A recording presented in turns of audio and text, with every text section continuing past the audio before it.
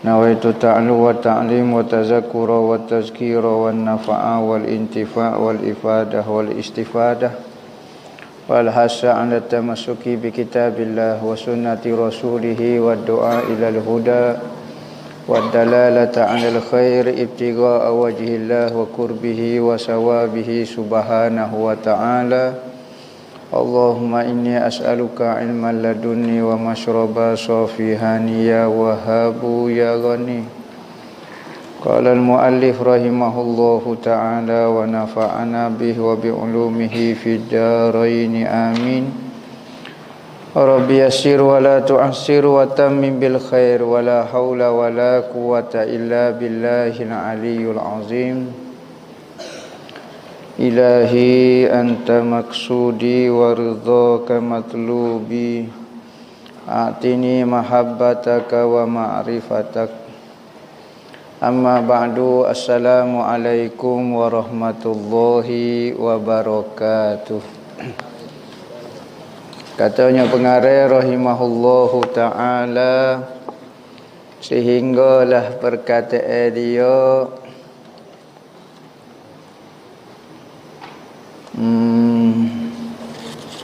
nombor 15 situ ke? Nombor 15. Sekarang kita duduk berkecek tajuknya kebinasaan atas lelaki yang mempunyai isteri. Risiko yang kita akan tanggung apabila kita menjadi seorang suami. Maka beberapa benda dia sebutnya, hak ni hak nombor 15. Biasanya berlaku kepada seorang yang bergelar suami. Gapo dia ke bendanya, risiko yang akan berlaku apabila seorang jadi suami? Terlalu baik hati dan memenuhi kesukaan hawa nafsu ahlinya, yakni isterinya, hingga merosok ke perangai ahlinya dan dirinya sendiri. Ni kita tengok biasanya orang jatuh. Masa duduk, masa tak menikah jangan, tegahnya. Dia panggil roommate dia ni. Sebilik dia, rakyat sebilik dia, saing dia, gang kecek tegah ni, kedegah ni. Dan menikah, singa jadi kucing. Miau, bunyi ni. Bini dia tak semayang, dia tak tegar. Bini dia pakai baju ketat, dia tak tegar. Apa? Kerana saya ke bini. Kerana terlalu baik hati dan memenuhi kesukaan hawa nafsu orang rumah dia. Bini dia malah berzikir, bini dia bergani, tak semayang ben, tak berzikir, tak baca Al-Quran, tak buat benda molek, tak tegar. Apa? Terlalu takut ke bini. Terlalu sayang sangat ke bini. Ni risiko kalau kita jadi seorang suami. Isteri buat benda tak comel pun tak tegar. Malah bangun maya subuh pun tak tegar. Gani jawab mulut pun tak tegar. Apa? Takut bini hamba serah hati. Takut bini hamba serah hati, binasa bini kita dan diri kita, dia kata. Ni antara risiko nak jadi suami. Tetapi sekaliannya itu hendaklah dilayani dengan jalan pertengahan. Betul kita kena layan, kena jaga perasaan isteri kita, ya. Tetapi biar pandai-pandai, biar memadai sangat. Jangan terlalu layan ikut dia nak gapo. Ikut hak dia malah pula ya juga tak apa belaka, rosak kita dengan diri dia. Maka jika ada ahlinya yang mengerjakan sesuatu yang mungkar, yang menyalahi syariat, bini dia tak tutup aurat, bini dia begini, bini dia gapo ke, sama ada yang haram, buat benda haram, ataupun buat benda yang makruh, atau yang kurang adab. Bini kita semenjak daripada nikah tak ada adab dah. Duduk dalam majlis, Orang tua dok depan ambil nasi tak tahu aku orang tua. Bini kita nampak dah bini aku mau nak kata dosa sangat pun dak. Tapi orang tua dok depan patut nak cebok nasi ngocik kata makan dah. Ngocik nak makan nasi kau tanya dulu basi orang panggil kecek biar pandang orang tua. Tapi tak ajar kita tak ajar bini kita maka pak tua duduk lagu tu orang tua duk depan pun ambil nasi junga depan muka duk makan cap puak tak tahu kau orang tua duduk dalam majlis tak cara kau orang duk main handset depan orang tua ni nak kata dosa duk tetapi perangai ini kurang adab patut kita kena ajar tak si ajar apa takut bini hamba surati saya ke bini lagi. Orang lain menyapuh dah tengok bini kita duk saya lagi. Patut ajar dia, mungkin dia tak tahu. Rumah dia tak ada orang ajar. Maka kita kena ajarlah adab jumpa dengan orang tua lagu mana. Hok antara benda berat sekarang main handset depan orang tua. Keluarga kita jumpa mak saudara, jumpa gapo, main atas rumah duk tekan handset, ambil katok atau pala. Pakat lekung comel dah. Tetapi tak ada adab dengan orang tua. Orang tua sengih, tunggu nak buah, nak tanya khabar, tunggu. Duk tekan menatai tu. Orang tak menatai tu. Orang tua sebut menatai dia. Hangpa jadi lekat tu. Ni. Bahasa kera. Orang tua panggil kera. Bahasa ni, tekan kau ni. Orang moci-moci duk tunggu nak buah dengan dia. Hidup dengan dunia lagu tu. Comel kau dak orang tengok, Allah kurang ajarnya lah. Sampai bila lagu tu kalau kita tidak tegur, tak usah tegur. Bapa saya ke bini. Nak jumpa dengan orang, handset tutup sebentar, buh dalam poket. Hak penting kita nak kata gua hak tak penting tu. Duk main game masalahnya. Kalau hak benda penting jawab mesej, jawab soalan fatwa apa dia boleh kira. Kurang adab maka hendaklah ditegur dan dimarahi dia. Dalam Islam, kita apabila nikah kena jaga di antara nafkah zahir, nafkah batin. Nafkah batin di samping setubuh, hak terti belakang dah, kena jaga perasaan dia. Jaga, jangan tekan dia, jangan torture dia, jangan buat hidup tertekan dengan dia. Jangan kita marah dengan dia. Tak boleh marah? Ya, jika tidak sepatutnya. Tapi kalau tempat yang sepatutnya, kena marah pula kita kepada bini kita. Bukan seorang lelaki, bukan seorang suami yang baik tidak pernah memarahi isteri dia. Rasulullah marah kepada isteri dia? Ya. Siapa kata Rasulullah tak pernah marah kepada isteri dia? Jadi tepat-tepat kena marah. Rasulullah marah kepada isteri dia. Rasulullah tegur isteri dia. Tetapi Rasulullah tak ada lah paling baik dengan isteri dia. Apa maksud layanan yang baik? Muasyarah bil ma'ruf. Bergaul dengan isteri dengan cara molek, yakni marah pada keadaan yang sesuai, yang layak dan lemah lembut pada keadaan yang sesuai. Bukan kata lemah lembut, tak tegur gapo dia pun, tak ada apalah. Jadi isteri kita kena ajar dia. Nak suruh dia jadi lagu mana. Dengan tok tua, dengan mak kita, demo kena tahu, mak hamba ni jenis perangai lagu ni. Awak kena layan dia gini-gini. Ni, orang lagu ni kena layan lagu ni. Kalau duduk dalam majlis, kena layan lagu ni. Kita orang tua gini.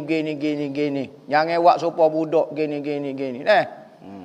Kalau kita ada anak, kita kena cara anak kita dalam majlis. Jangan kubal tengok, orang pun tengok. Pergi rumah orang, anak-anak duk main huha-hawa buah. Tak tegur mak. Mak duk main handset. Ngoping jatuh TV harga 8,000. Hijau muka tu rumah. Salah, maaf kosong-kosong dia hari raya. Kawan tu pergi air sirak, titik air mata sampai secawa berdiri. Nama 8,000. Pas kredit kau dak mokpok lagu ni. Ambil mokpok katok dengan TV tu. Tak reti ajar anak. Wah, budak-budak buat kira. Saya tak buat kira dengan budak-budak, sekarang saya nak kira dengan pok budak tu. Mok budak tu. Sebab tu anak-anak kita kena cara. Dalam majlis mana-mana pun anak kita ni duk biar pergi kau tu. Gay kau ni. Lepak kau tu. Hak tu kau ni. Nyanyi kau orang. Kalau dalam rumah orang, nak kobai rumah orang, tak bagus lagu tu perangai. Nak kobai rumah kita, lah pergi. Nak bakar pun tak apa rumah kita. Kalau rumah orang kena cara anak-anak. Tuan rumah lagu mana tengok kalau anak-anak buah lagu tu. Mak pok pun tak tegur gapo. Ambil nasi cuah atas pinggan, tohok habis. Ambil air pekong kok nyelok. Allah, tak tegur dia. Mak dia orang ko karipak lagu ni.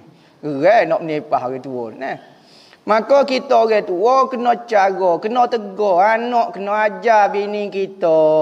Siapa bila nak jadi orang tua, nak pandai bermasyarakat, kena belajar. Sebab itulah dalam satu hadis tak silap ambo. Nabi larang. Nabi kata jangan duduk dekat, jangan masuk dekat dalam masjid ambo. Nabi tegur. Masjid Nabi kata 3 orang jangan masuk dalam masjid ambo. Apa? Kerana majlis ilmu, tempat orang, majlis orang, tempat ambo duk mengajar, duk gapo. 3 benda jangan masuk rapat majlis ambo. Mengganggu. Pertama, orang hik tak boleh naiklah atas masjidnya, tertuduh. Orang hik Nabi kata jangan dekat dengan masjid ambo kerana tak boleh naik orang hik. Kedua, orang gila. Orang gila masuk dalam majlis, nyo kubah habis. Nyo selok kain untuk imam, selok kain untuk bila, tidak kau jadi punuh jane habis. Maka orang gila Nabi larang. Sekalipun orang gila warung. Gila warung. Apa payah juga. Hok gila-gila kena ada seorang jaga dalam majlis. Orang gila masuk dalam majlis, pakat tengok belakang. Lepas tu hok kerja dalam majlis, hok jo kawal majlis, pegang ikat orang gila tu jangan masuk dalam majlis. Ketiganya Nabi tegur budak-budak jangan masuk dalam masjid. Bapa mengganggu. Dia masuk dalam kain untuk bila, masuk dalam kain untuk imam, nyo cabut speaker, nyo cabut mikrofon, nyo seleb tu imam dalam koloh. Misalnya contohnya. Maka budak-budak kita nak kata lagu mana? Maka kena jaga. Bahkan antara kata-kata ulama salah, kalau kita biar budak-budak dalam majlis dan mengganggu majlis ataupun dalam masjid, budak tu jadi pendek umur. Ulama-ulama dulu kata jangan biar anak-anak kita tak boleh nak kawal. Misalnya masih kecil telajak, tak boleh nak kawal, masuk dalam majlis ataupun masjid. Katanya ulama dulu-dulu, budak tu umur tak panjang. Bapa? Nya supuh dia tok bila. Tok bila hok mulut khamak dah. Basuh kakah ni nyo masuk dalam kain ambo. Tak cekak kolok pala dia heading. Boleh bola tegak je dak heading ding atas pala. Tok bila kata basuh kakah budak ni. Nyo supuh dia tok bila. Tidak kau pendek umur. Nyo cabut kain tok imam. Supuh cerita tu lah. Cerita ayah dia backing. Ayah dia kali ayah dia jeling, dia pun takut lalu. Misalnya dia main kan ni. Ayah kata, tok, dia betul, ketar takut. Nyo bawa anak dia hok buah, pala ligak lagu tu masuk masjid. Tu imam tu buat maya. Tanya rokok. Apabila bangun kepik kain di punggung. Dia pun budak tu tengok, kain kepik. Dia pun nak pergi beki lah kain tu imam tu. Dia pergi pegang tarik kain tu imam. Tu imam pun sigal geli. Tu imam pelik dah. Tu imam pelik dah tarik kain tu imam. Tu imam kata, tu imam sigal geli dah. Pok dia pun gini. Tu imam pok dia soft depan. Jangan dok gitu yuk gini. Dia pun takut. Dia pun solong mula. Solong semula tu gak. Tu imam melopak kau dah melopak. Jangan buat kerja lagu tu. Ya jadi kalau kita nak marah kok budak tak kena. Tetapi ibu bapa kena kawal. 3 golongan manusia disayu dia jauh daripada majlis ilmu ataupun masjid. Ni Nabi larang. Hok dalam masjid tu Nabi larang. Jangan dekatkan masjid hamba dengan 3 golongan manusia, perempuan hik, orang gila dan kanak-kanak yang tak boleh dikawal. Tapi kalau kanak-kanak yang sudah boleh dikawal dan siapa peringkat nak belajar semaya, umur 7 tahun kau gapo, maka sunat pula bawa ke masjid supaya dia belajar semaya Jumaat, supaya dia dengar ngajar, supaya dia boleh kawal, dia tengok semaya gini sebenarnya orang jatuh. Lagu tu. Tu. Kena belajar belako-lako. Kena tegur, kena marah. Budak-budak orang tak marah. Siapa dia ajar? Nabi Muhammad ajar ke kaunseling ajar. Orang Islam ke orang kafir ajar. Macam-macam teori atas langit. Mana belajar?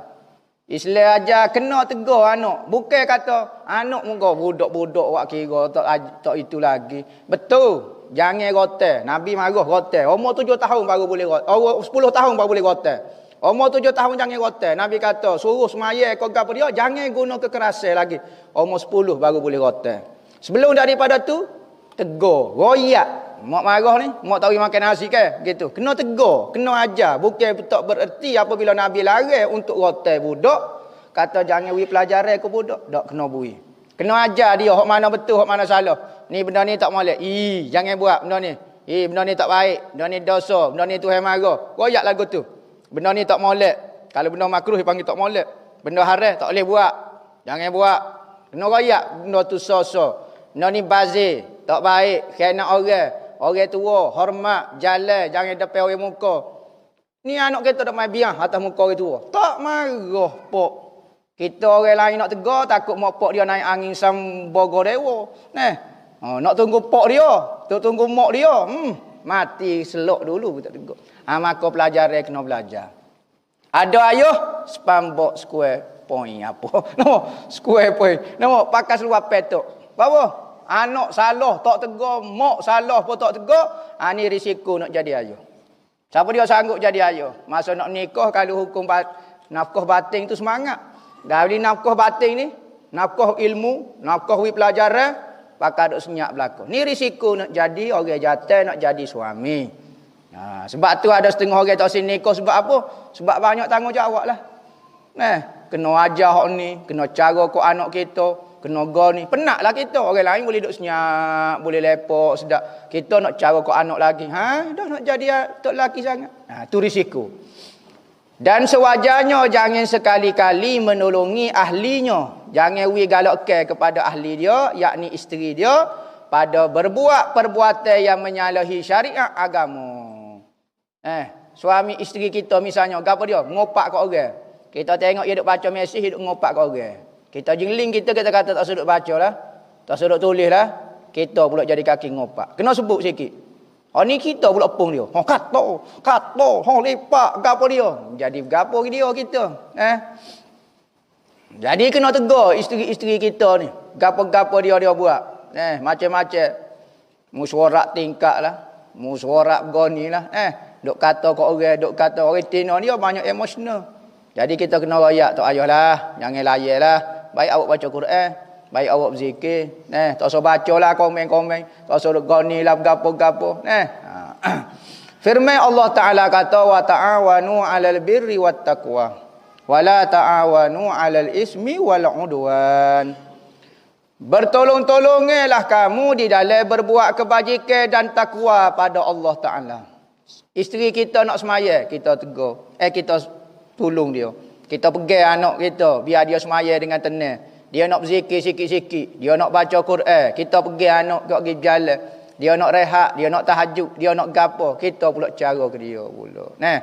Tolong dia dalam nak buat kebajikan. Dia nak bantu kita, dia nak khidmat kita, nak menanak nasi, nak khidmat kita. Kita tolong dia untuk dia berkhidmat kepada kita. Tolong belikan, tolong tanak nasi, tolong gapo. Tolong. Dalam buat-buat kebajikan dan berbuat takwa kepada Allah Ta'ala. Dan jangan kamu tolong-tolongnya di atas melakukan dosa dan permusuhan perseteruan.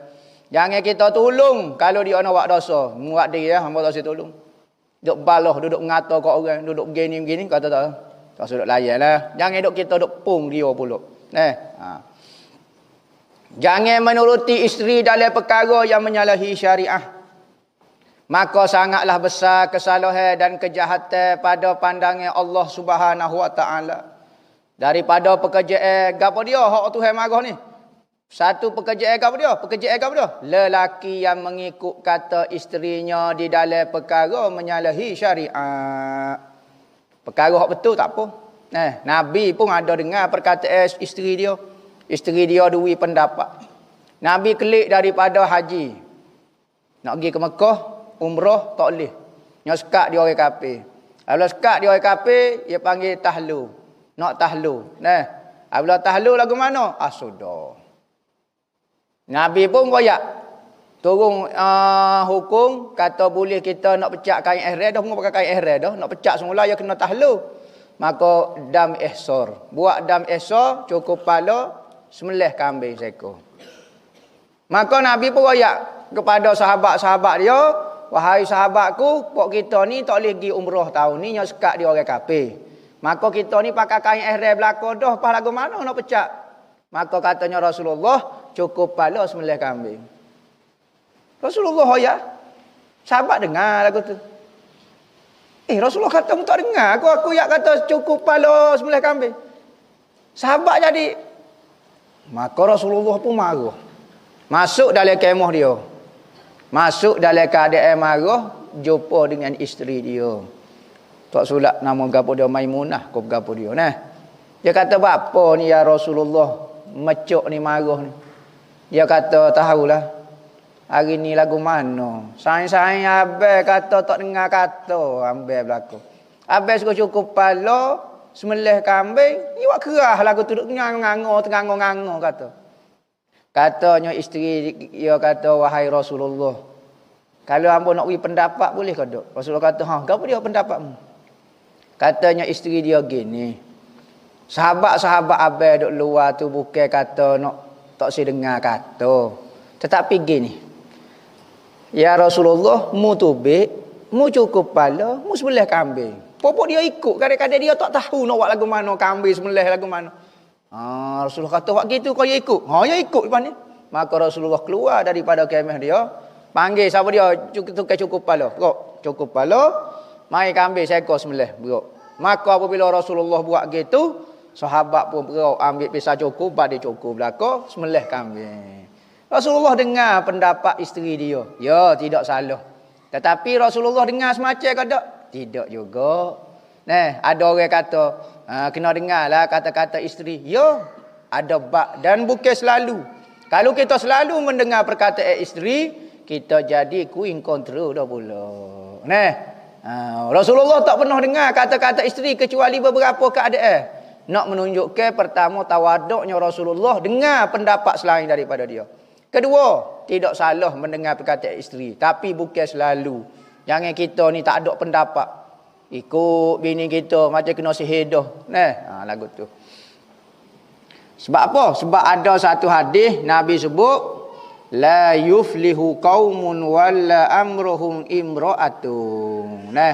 Nabi kata, mana-mana kumpulan tidak akan berjaya kecuali jika yang memerintah mereka adalah perempuan.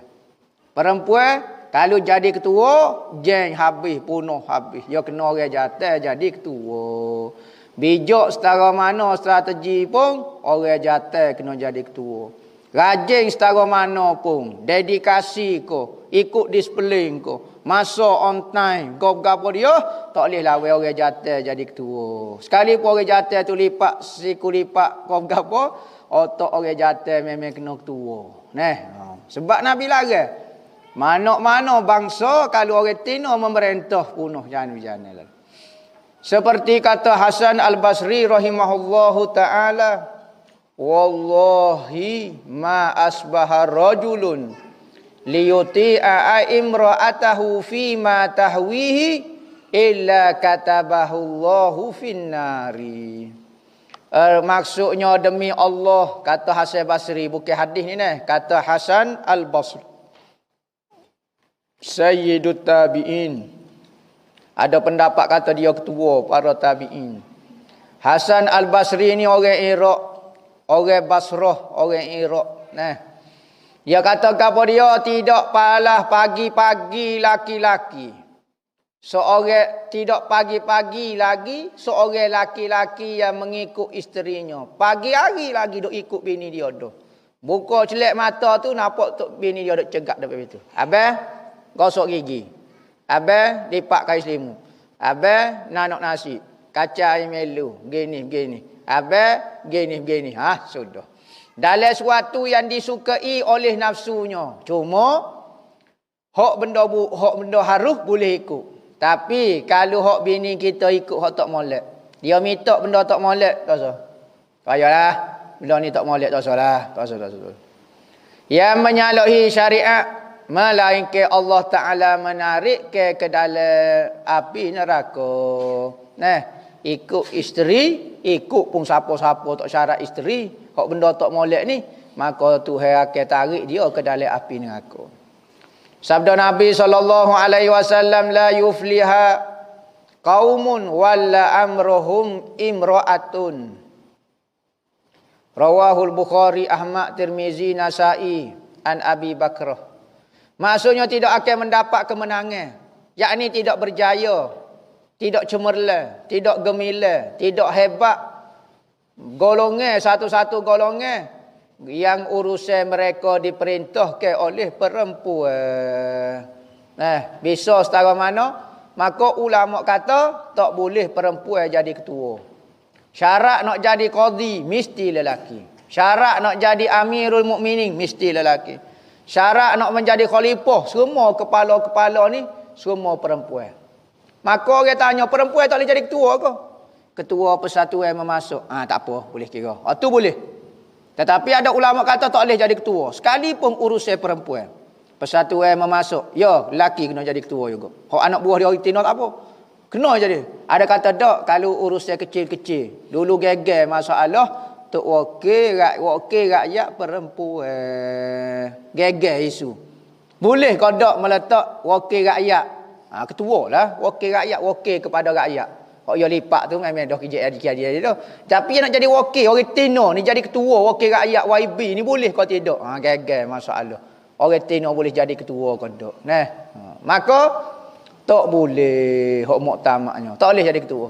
Kecuali ketua hak benda hak layak dengan dia. Hak kecil-kecil pula tu di bawah orang jatuh juga. Ikutlah persatuan ibu mengandung. Cakap orang jatuh jadi ketua. Sesuai dah lah.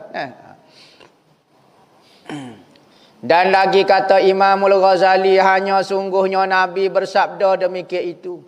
Kerana apabila seorang lelaki mengikut isteri dalam sesuatu yang disukai oleh hawa nafsunya, hawa nafsu perempuan, maka ia telah menjadi hamba bagi isterinya. Maka binasalah ia kerana jadi hamba kepada perempuan, sedangkan perempuan mesti jadi hamba kepada lelaki. Kerana sesungguhnya Allah Ta'ala menjadikan isterinya itu seperti miliknya di dalam pemerintahannya. Tiba-tiba kita pula ikut bini kita. Patut bini kita lah moga di bawah takluk kita. Ar-rijalu qawwamuna 'alan nisa. Lelaki itu pemimpin. Al-qiwamah, qawwamu ni qiwamah makna yang menjaga urusan. Lelaki yang menjaga urusan. Ar-rijalu qawwamuna 'alan nisa. Lelaki yang menjaga, memerintah, mengurus perempuan. Tiba-tiba kita ikut perempuan pula. Ikut hak terbalik hak Nabi suruh pula. Memang terbalik kuat. Maka apabila lelaki yang memiliki dirinya itu mengikut arahan isterinya, maka sesungguhnya pekerjaan itu sudah jadi terbalik. Ia panggil balik baik. Sudah balik baik. Bata baik kalau balik tak kat pulah lah. Tak tu balik baik panggil. Tua menjadi hamba, hamba menjadi tua. Ni Imam Ghazali syarah hadis ni. Maka yang demikian itu menjadi binasa kerana tak mengikut arahan daripada Allah. Kerana inilah kata Sayyidina Umar radhiyallahu anhu. Ni kata Sayyidina Umar bukan hadis. Khalifun nisaa fa inna khilafahunna barakatuh. Katanya Sayyidina Umar, jangan turut kat perempuan. Dalam sesuatu yang disukai oleh hawa nafsunya, jangan duk ikut area sangat. Kalau pergi shopping gak, beg duit kita pergi. Wijabe gak. Awak pergi seorang, wijabe ke dia gak. Kelik jabe pun tak ada. Bukan kata pitih, jabe pun tak ada. Jangan ikut sangat dia. Kerana bahawasanya tiada menuruti mereka. Perempuan tu, lelaki ikut perempuan itu mendapat keberkatan. Kerana biasanya perempuan bertindak gapo pun mengikut hawa nafsu. Lelaki banyak menggunakan akal. Sebab tu dia layak jadi qadi. Sebab apa tak boleh jadi perempuan? Perempuan kan rajin ngaji. Cuba tengok masa duduk universiti dululah. Ngaji sungguh ya orang Tino. Periksa boleh 4 flat pak cerah, anugerah dekan boleh 4, pak kita boleh 2,5, hujung luluh pun tak apa. Nama atas-atas pagar pun jadi neru dah pula tu. Saing sama-sama nak meniru. Boleh lah hak lain Tino mengaji sungguh. Tak boleh jadi. Islam tidak mengintirah. Kerana apa? Kerana di dalam menjadi ketua, mesti panduan dia adalah akal, bukan perasaan. Sebab itulah orang kata, kalau hakim tu perempuan, sudah selalu kita. Hakim perempuan, okey kita payah nak buat. Sudah. Hakim dia perempuan, sudah. Emosional dia. Jahat bahasa ni, bahasa kakak ni. Tapi kalau hakim orang jatuh standard neutral ya. Sebab itulah kalau berkait dengan hukum hakim kau gapo, orang lelaki lebih mecek, lebih mata dalam bab tu. Maka sewajarnya bagi orang yang takut akan Allah Taala memelihara dirinya, wallahu a'lam.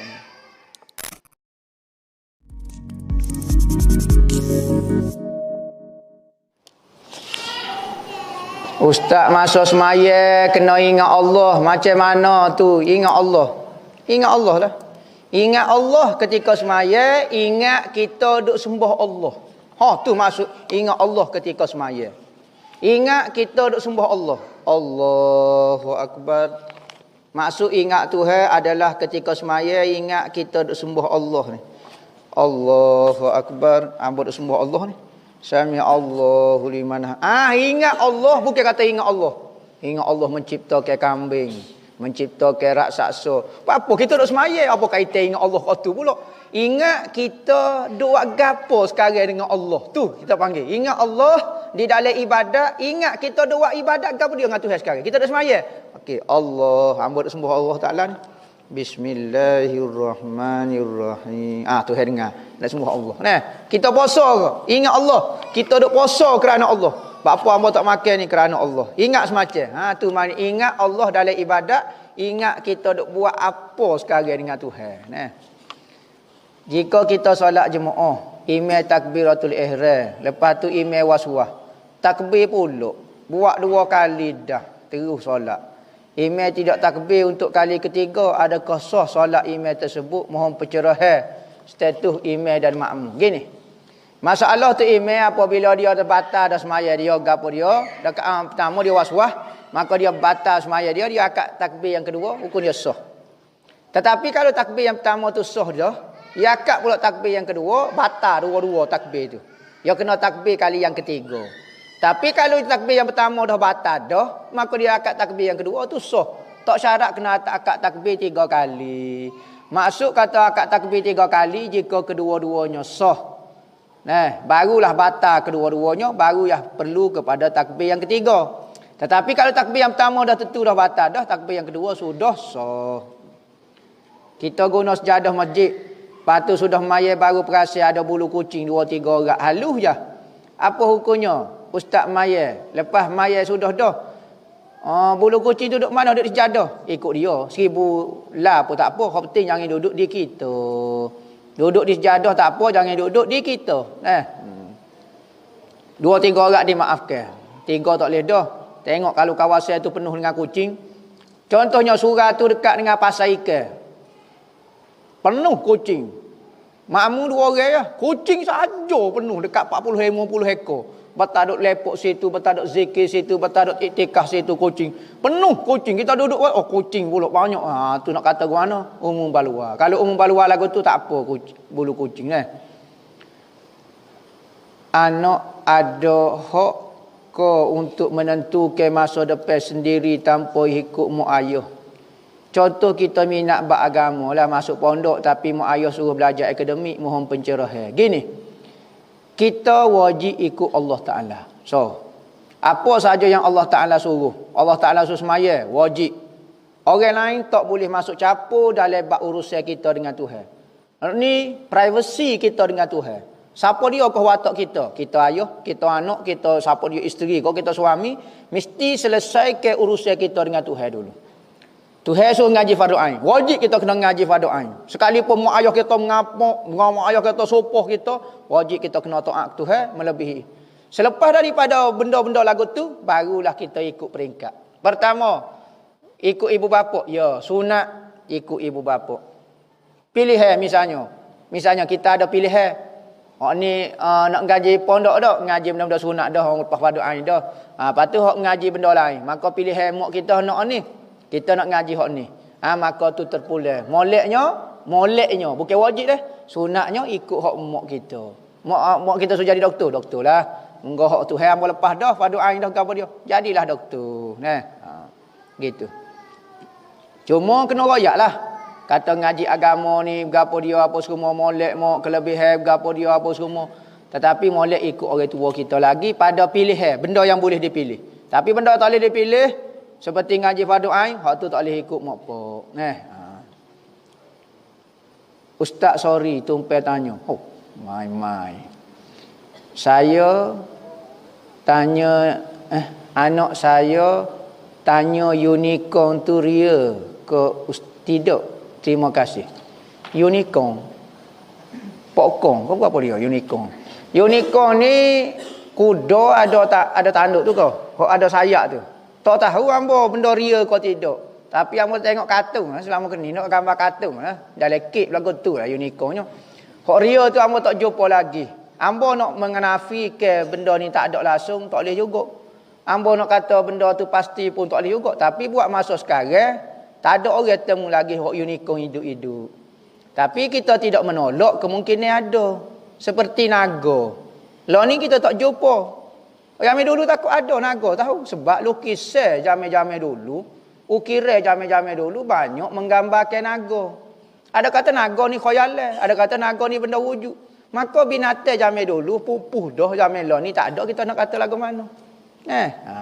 Jadi kita nak kata dok pun sangat berdok. Royak dia lah. Tak tahu mak pun tak boleh jawab. Tapi mak tak aja jumpa. Kalau jumpa royak deh kok mak deh. Kita igak pegolah polis pasal. Royak gitu. Maka dia nak cari lagu tu.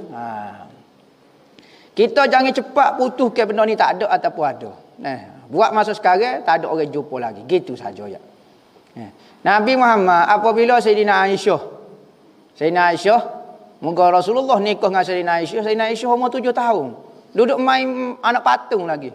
Kadang-kadang mari masuk dalam rumah berselerok anak patung duduk main. Maka kadang-kadang Rasulullah tengok Sayyidina Aisyah pergi patung unicorn ni.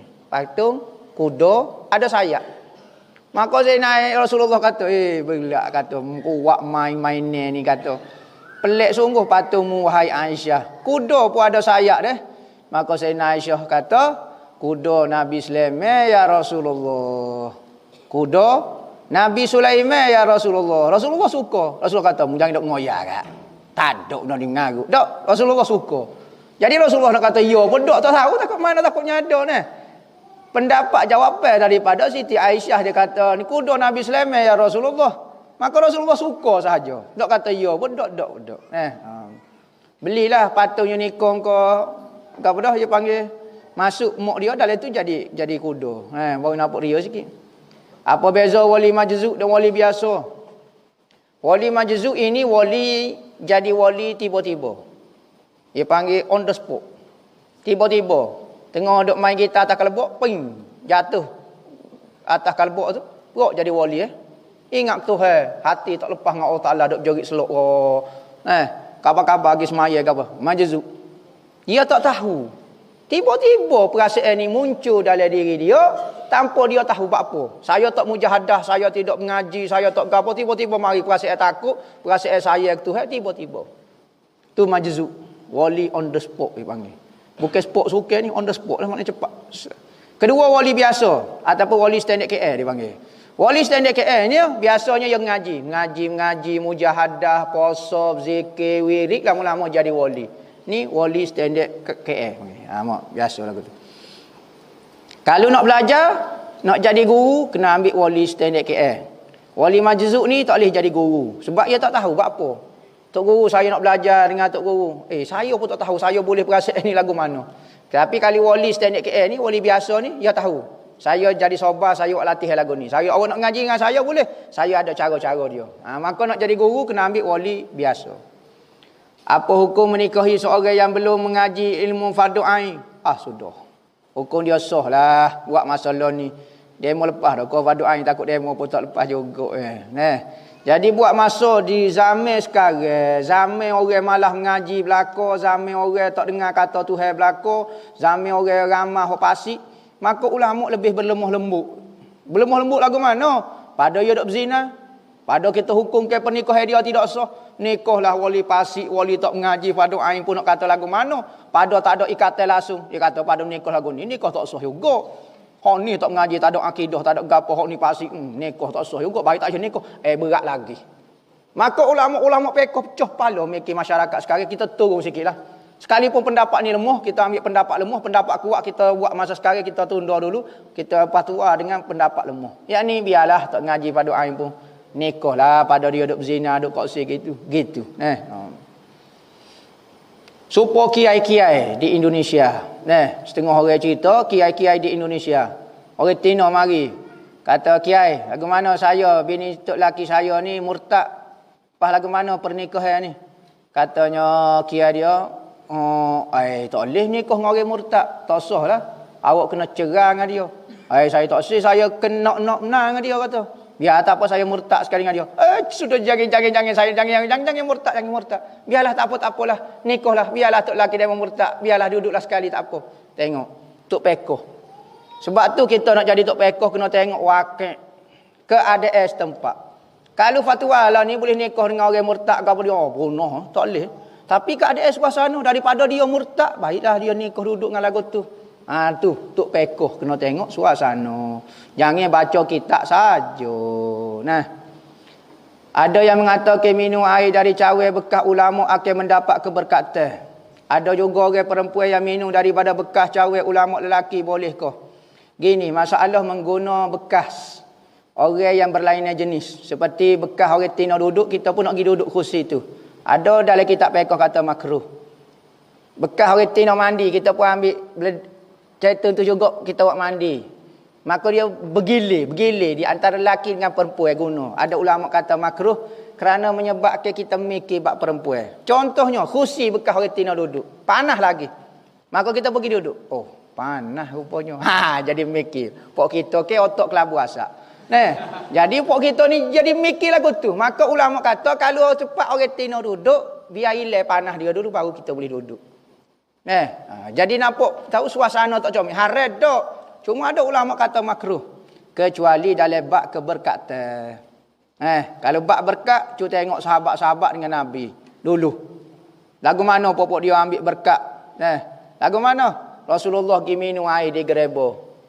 Maka saya siapa dia? Ummu Aiman kau apa dia? Sahabat perempuan pergi guting tempat hok Nabi minum. Kulit tu, guting ambil sipel. Sipel buat apa? Celup dalam air, buat air tawar. Orang mari nak bomo celup ni. Wahabi dia tengok di popok tu ke. Tak ada apa lah buat kerja lagu ni. Nyanyo lah. Sahabat dia kata lagi. Ada seorang tanya mengenai satu syair. Apa dah? Khuliqta mubarra'an min kulli aibin ka'annaka qad khuliqta kama tasya'u. Adalah syair tu. Dia kata, syair ni melampau. Syair itu kata apa? Ya Rasulullah, kamu dicipta seperti yang kamu ingin. Seolah-olah mu nak apa dia? Mu nak buat hidung lagu ni. Comel sungguh mu. Ka'annaka khuliqta kama tasya'u. Seperti mu dicipta. Supaya mu nak. Kita dicipta. Kau ada kita nak buat gini? Dok muka lagu ni, muka penyepak lagu ni. Siapa dia nak muka penyepak lagu ni? Maka kita dilahirkan dengan rupa lagu ni. Tapi Rasulullah ni comel tak comel dia. Seperti dia sendiri. Desain muka dia. Desain tubuh dia. Comel sungguh kata. Maka ada orang tanya Syekh B. Syekh B ni, maka tanya, lagu mana syair ni? Syair ni kata syirik. Mengandungi syirik dan melampau di dalam memuji Allah Ta'ala. Maka katanya penanya tu, ya Syekh, ni sahabat Nabi Hasan bin Sabit sebut depan Nabi. Sekalipun, tengok kata, sekalipun sahabat. Pok kita tu, pok tapak kaki dia. Sahabat dia kata syirik lagi. Sahabat dia kata melampau lagi. Sekalipun dia kata sahabat. Buat gitu. Main-main. Main-main dengan pok dia. Pok kita ni kan. Jadi bab keberkatan ni boleh. Tapi masalah bekas minuman seseorang tu, siapa-siapa dia, kita nak percaya keberkatan dia, tak ada berkat terpulang kepada dia, tidak ada paksa. Cuma keberkatan, ambil keberkatan tu ada. Tapi nak percaya seseorang tu ada keberkatan tu terpulang. Tak jadi penuh iman kalau kita tak percaya. Dia mau tak ada berkat. Tak apa tak jadi penuh iman. Ustaz nak tanya berkaitan menangis. Bila ahli keluarga meninggal, kenapa air mata tak boleh jatuh atau kena pada jenazah? Benda itu dah jadi turun-temurun. Tapi bila orang yang larang jangan menangis kat jenazah, dia pun kata tak tahu, minta pencerahan. Siapa dia ayat kata tak boleh titik air mata dulu? Siapa dia ayat? Adalah Pok Cik tu. Tahu nampak makan pakai serbai ganah dah, apa tak kenali. Pok Cik tu ngaji tak? Tak ngaji. Nama gini, dalam kitab Azkar Imam Nawawi ada sebut, Rasulullah pernah kehilangan seorang adik-beradik susu nama Abdul Rahman ibnu Maz'um. Apabila perang gapo dia Uhud ke gapo dia, meninggal dia, mati syahid, maka Rasulullah cium adik-beradik dia, adik-beradik susu dia di pipi, dan air mata Rasulullah titik di atas pipi dia. Maka air mata titik tak ada masalah gapo. Tak tahu kadang-kadang ni kita nak kata orang masa ngaji pondok dulu tak sungguh lagu mana. Gini-gini tu masa orang kata boleh ya, tak boleh. Itu boleh. Ni masalah ngaji ramai-ramai ni kalau tak rojok semula ya jadi pening lagu tu. Dia ngaji pondok kena cek semula nah dia takut dia bertukar. Hok muktamaknya titik air mata tak apa. Tak ada masalah gapo. Lagu tu. Jadi tak payah lagi dah. Biarlah titik air matanya. Muka payah kena hok kawin jenis air mata banyak. Dia cium mana basuh lah. Tak ada masalah gapo. Jangan jilak sudah. Nama ke jilak penuh air liur atas muka tak boleh nah. Jadi dalam mazhab kita sunat Imam Nawawi kata bagi orang alim. Sunat orang yang hadir ketika hari kematian dia siung belaka. Siung di daya. Jangan siung di mulut bang untuk buru tu. Siung di daya, siung di daya, siung di pipi kau apa dia. Orang alim sunat. Bukan ahli keluarga dia, lelaki saja. Kotina jangan. Nama. Mana kalau ahli keluarga meninggal, sunat cium lelaki ataupun perempuan. Ada hubungan mahram dengan dia. Mana kalau orang lain, siapa-siapa dia pun layak. Nak tanya hukum pakai skincare yang ada lendir siput. Lepas tu kita pakai masa solat. Soh kodok. Skincare ada lendir siput. Skincare gapo dia ni? Tak tahu hamba ni. Lagu mana ni? Hamba tak tahulah. Yang penting alat makeup ada lendir siput. Lepas tu najis kalau lendir siput ni. Lendir siput. Ya lendir siput ni lagu mana najis kalau tak tahu. Hamba tak ingat lendir siput ni najis kalau. Nak kata dia keluar daripada kubur dubur tak dah. Ya tubuh dia jenis macam peluh. Peluh siput tu. Najis kau dok. Peluh gajah. Najis dok peluh gajah. Peluh payah hamun oyak.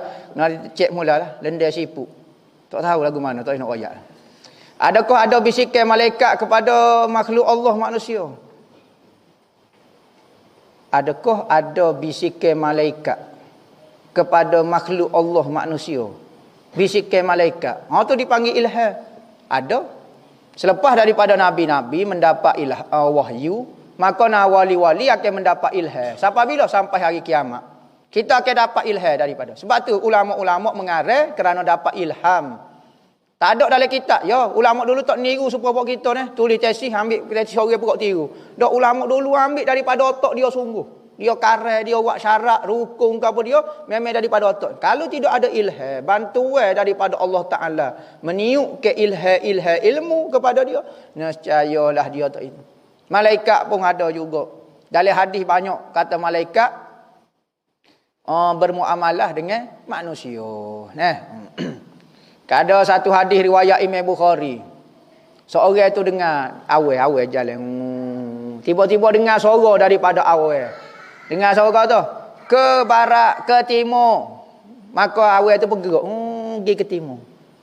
Sahabat tu dalam hadis tu sebut dengar suara. Maka ada dengar suara malaikat pun ada. Ada dengar.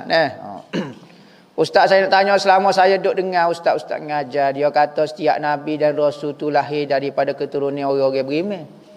Dari keturunan hak mengesahkan Allah lah. Tapi kalau ikut hak ustaz-ustaz ajar juga, ayah Nabi Ibrahim tu tidak beriman. Dia ke pembuat berhala. Boleh kau dak ustaz hurah sikit. Gini.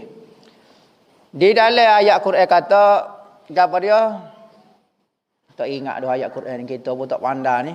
Ngaji buah-buah pisang ni. taqallubuka fis sajidin. Kau gapo dia dah. Katanya Allah Taala, maka kami pindah ke kamu di antara pindah ke kamu daripada satu generasi kepada generasi, semuanya sajidin. Di hujung selbi orang-orang yang sujud ke Tuhan, yakni orang yang beriman dengan Tuhan. Nah, maka ayah-ayah Nabi semua beriman dengan Tuhan belaka, mukmin belaka. Sekalipun pada masa itu zaman fatrah, zaman tidak ada syariat. Maka dia beriman dengan Tuhan pada zaman itu. Pada masa tak ada Nabi ni, tak ada orang beriman pun, tak ada dakwah apa-apa dia, cara dia, cara.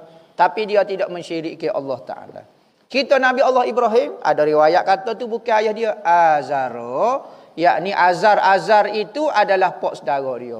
Bapa dia kata abati, bapa dia kata ayah saya. Kerana orang Arab, pak saudara dia panggil ayah juga. Nah, tu standard ya. Banyaklah ulama syarahnya, salah antaranya dia kata ayah Nabi Ibrahim itu adalah pak saudara. Boleh kata sedikit mengenai Ibnu Hajar Asqalani, Imam Ibnu Hajar Al-Haytami. Imam Ibnu Hajar Al-Asqalani, dia ada dua, Ibnu Hajar Asqalani, Ibnu Hajar Al-Haytami, Al-Qustullani. Al-Qustullani. Ibnu Hajar Al-Asqalani ini murid kepada Imam Ibnu Taimiyah, bahasa dia. Tak silap hamba. Dia ni pensyarah hadis Bukhari, sohulah. Ada riwayat kata dia mazhab Syafi'i, ada riwayat kata khilaf ulama lah. Dia ni. Ibnu Hajar Al-Asqalani pakar, Amirul Mukminin fil hadis dipanggil. Raja di dalam ilmu hadis. Mensyarah kitab Bukhari selama 25 tahun. Mengarang satu kitab dipanggil Fathul Bari, syarah Sahih Bukhari. Selama 25 tahun. Syarah yang paling sedap sekali. Paling sedap sekali. Tak ada ulama boleh challenge syarah Fathul Bari ni.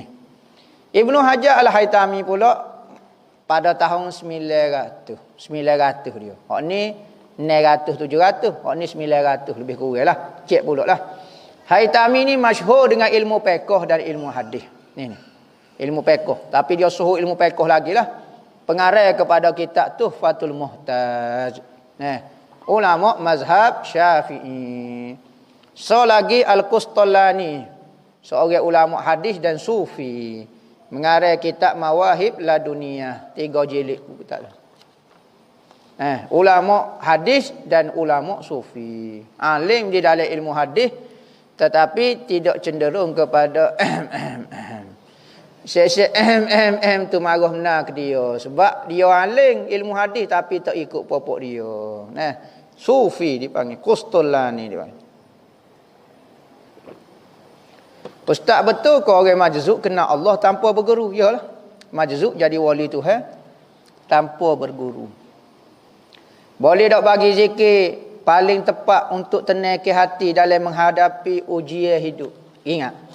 Zikir yang hakiki itu adalah ketenangan dengan Allah. Tidak perlu menyebut, tidak perlu hadir, tak perlu gapoh. Itulah zikir yang sebenar. Itulah yang paling tepat. Selagi mana awak sebut nama Tuhan tapi tak tenang, awak tak berzikir sebenarnya. Tu mudah. Tu benda yang paling tepat. Tetapi awak tak sebut nama Tuhan tapi awak rasa tenang dengan Allah. Zikir yang hakiki. Ketenangan bersama Allah. Bukan ketenangan dengan nama dia. Sebut nama Tuhan. Duk galik dengan sebutan. Tak. Zikir yang sebenar adalah tenang diri, hati, roh semua dengan Allah Ta'ala. Itulah zikir. Hasbunallah kau gapo dia zikir munajat kau duk sebut tapi hati duduk bergelumel lagi, maka tak berzikir secara hakikinya. Tetapi zikir yang hakiki tidak ada huruf, tidak ada nafas, tidak ada bilangan. Nyanyi kumpulan unik kata, itulah zikir yang hakiki. Ketenangan dia. Jalan. Dengarlah lagu unik. Wallahu a'lam. Al-Fatihah.